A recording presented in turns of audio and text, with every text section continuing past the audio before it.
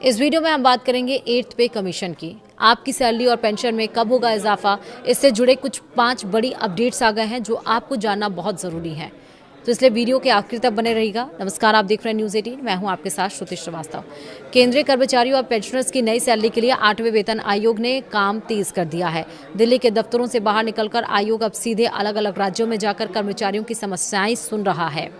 दरअसल केंद्र सरकार के विभिन्न विभागों में काम करने वाले करीब 1 करोड़ से ज़्यादा कर्मचारियों, रिटायर हो चुके पेंशनर्स के लिए एक बहुत ही काम की खबर है।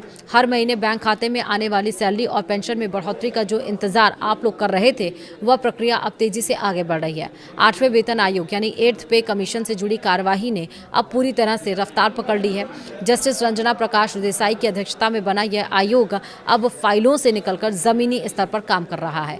देश के अलग अलग राज्यों और केंद्र शासित प्रदेशों में कर्मचारी यूनियन और पेंशनर्स के गुटों के साथ आयोग की अहम बैठकें लगातार जारी हैं। अगर आप भी इस बात को लेकर उत्सुक हैं कि नया पे स्ट्रक्चर कैसा होगा, बेसिक सैलरी कितनी बढ़ेगी और पेंशन का रिवीजन किस तरह से किया जाएगा, तो 8वें वेतन आयोग की तरफ से आ रहे इन 5 सबसे जरूरी अपडेट्स को जानना आपके लिए बेहद जरूरी है। सबसे पहले तो बता दें कि वेतन आयोग का काम सिर्फ दिल्ली के दफ्तरों में बैठकर नहीं हो रहा है। फिलहाल यह आयोग अपने परामर्श और विश्लेषण वाले बेहद अहम दौरे से गुजर रहा है।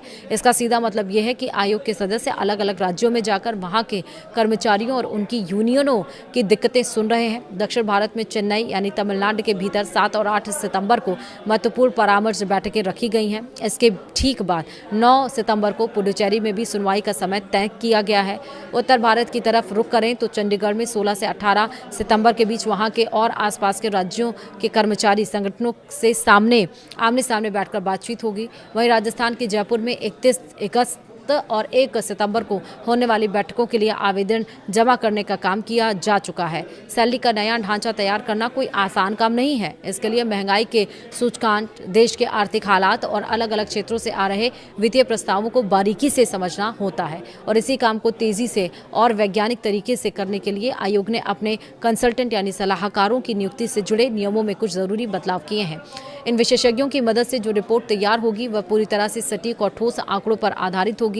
सरकारी कर्मचारियों के बीच आजकल सबसे ज्यादा चर्चा फिटमेंट फैक्टर को लेकर ही हो रही है, क्योंकि इसी से तय होता है कि सैलरी में असल उछाल कितना आएगा। आपको याद दिला दें कि 6ठे वेतन आयोग में यह फिटमेंट फैक्टर 1.86 तय किया गया था। फिर 7वें वेतन आयोग में इसे बढ़ाकर 2.57 कर दिया गया, जिससे बेसिक सैलरी में अच्छा खासा इजाफा देखने को मिला था। अब 8वें वेतन आयोग को लेकर कर्मचारी संगठनों की तरफ से लगातार यह मांग उठाई जा रही है कि फिटमेंट फैक्टर को 3.68 से लेकर 3.83 के बीच रखा जाए।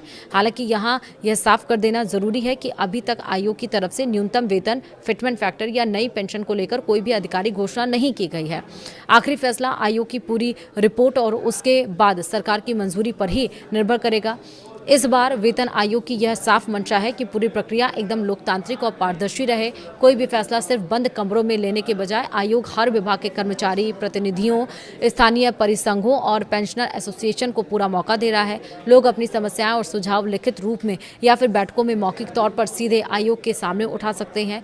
तय समय सीमा के मुताबिक 3 नवंबर 2025 को गठित किए गए इस 8वें वेतन आयोग को अपनी पूरी रिसर्च, सिफारिशें और फाइनल रिपोर्ट तैयार करके सौंपने के लिए 18 महीने का वक्त दिया गया है। जब देश भर में चल रही ये सभी बैठकें खत्म हो जाएंगी, तब आयोग जमा किए गए सभी आवेदनों और सुझावों को गहराई से अध्ययन करेगा। उसके बाद एक फाइनल रिपोर्ट तैयार करके केंद्र सरकार की मेज पर रखी जाएगी। जब उस रिपोर्ट पर केंद्रीय कैबिनेट की मुहर लग जाएगी, उसके बाद ही नया वेतन ढांचा देश भर में लागू होगा।